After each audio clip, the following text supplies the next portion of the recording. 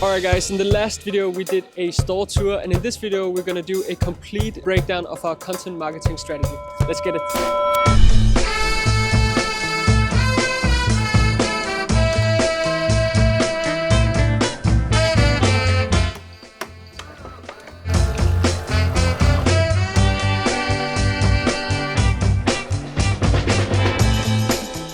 So what's been your biggest struggle so far in starting this business? My biggest struggle so far has been, I believe, combining the role as a CEO as well as the role as the chief marketing operator, or whatever you call it. I think it's marketing is very much about, especially when you start up, it's very much about the short-term results. To be frank, as we've talked about before, we honestly need to get some sales in, otherwise we won't exist in a couple of months. So therefore the marketing needs to work immediately, but the role as a CEO is more long-term. It's the long vision. And combining those two and figuring out how to produce both enough content, but also enough content with impact that's not devaluing our brand, but at the same time we still need to get sales, so we need to be a bit pushy. Since we're geared like we are in our business, we need to generate income immediately. So therefore we've teamed up with a paid ads agency, and we had a meeting with them this morning, and my God, they are so good at their job.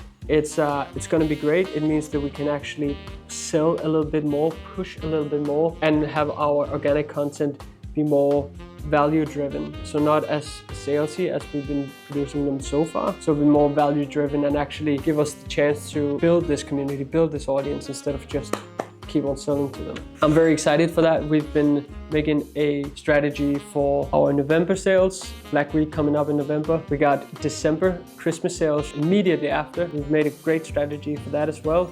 And then we have New Year's sales immediately after that. So we got these three major events coming off each other back to back, and then the wedding season will start. So yeah, it's great that we finally are gonna get this paid ads agency to help us. It's kind of been me who pushed the brakes a little bit because I believe so much in this organic content, but I just honestly underestimated the time that it actually takes to build this up. Getting that paid ads agency to support us is just gonna help our business thrive immediately. I'm very, very confident in that. How do you handle running the business both as CEO and in charge of marketing? So usually the mix of those tasks would be very, very difficult. I mean, it obviously also is quite a bit of a challenge for us. Right now, most of my practical tasks that I'm doing is related to marketing. And since we have Mads, who's in charge of operations, it allows me to stay in that sort of visionary space as the CEO, whereas he handles most of the operations. So the financial side and the day-to-day operations, he's more in charge of. And then that frees up space for me to actually focus on marketing at the moment. And then of course I also have you, Jacob, who helps out with this bit quite a lot. So yeah, that's kind of how we've been delegating each task, because usually staying in that CEO role as well as doing marketing would be very, very challenging. And it still is a challenge. So right now I guess I'm more like head of marketing than I am a traditional CEO.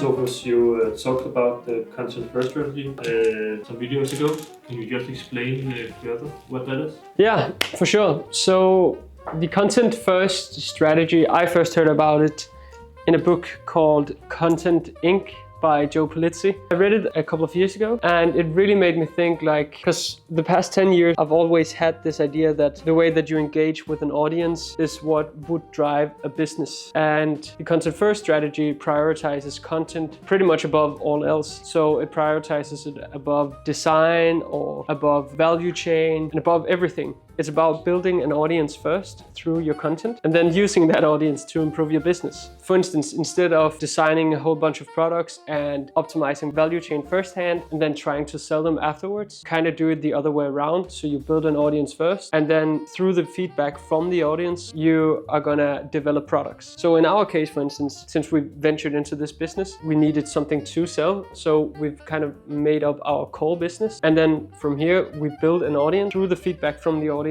we're gonna introduce new products. That's pretty much the content first strategy. And there are some great valuable brands who've built a nice following over hundreds of years. They can kind of do whatever they want now. But in this day's market, it's quite important that you build a trustworthy audience, or an audience that will kind of go through fire and ice for you. That's why we use the content first strategy. All right.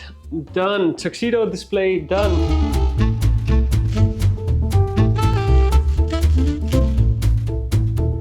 Or at least for now. We might come back and improve a little bit on it. But moving into award show season now, New Year's is coming up, a whole bunch of different award shows are coming up, and therefore we wanted to display our tuxedos and our kind of festive wear a bit more. The way we use the content first strategy, we produce vlogs every week to kind of show how we build our brand. It's not really like a sales channel or anything for us. It's more about showcasing and kind of building trust with you guys and get the feedback from you guys. So our YouTube videos every week, we're still learning, still improving. I think right now our biggest challenge, and Jacob, you could agree to this, is is to create the right thumbnails and the right titles. Because I think not that we've nailed the vlog format yet, there's still a lot of improvements to do, but we've kind of gotten a good sense of it. So now it's all about thumbnails and titles. Yeah, other than that, we're quite consistent on Instagram. Our reels have been lagging behind a little bit, even though I said in a couple of videos that we're aiming to post one each day. I think producing reels and coming up with enough ideas and then filming them and editing them, it takes a lot of structure to do. But we've been posting pretty much every day, just regular posts. So right now we're using Instagram and YouTube as the two main platforms to kind of establish our audience. On YouTube, it's very much like entrepreneurial and business oriented.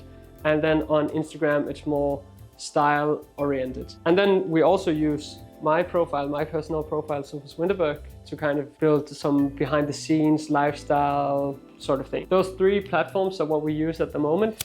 I think the advantages of the content first strategy is twofold. So first of all, you build an audience that will trust you way more. So your brand trustworthiness will actually go up, which is very, very important, especially in a field like ours, which is very red ocean. There are so many competitors in this field. So to actually build that immediate trust is very, very valuable. So that's the first thing. So to understand the second advantage to the content first strategy, we first need to understand how marketing in today's day and age usually works. So a company would usually buy ad spots from Meta or Google and in turn get new clients, new leads, new customers for their business. So in this case, the company would spend money to generate new leads. So the opportunity that the content first strategy brings is to actually generate new sources of income whilst generating new leads. So for instance, this YouTube video or any other YouTube video might inspire some of you guys to go and purchase a shirt from House of Winterberg. And while this YouTube video would have generated a new lead for House of Winterberg, it might also have generated us some income. So for instance, that could be the AdSense on YouTube, it could be the affiliate links, it could be sponsorships. And all of these things, of course, take time. We're not there quite yet. When building our audience,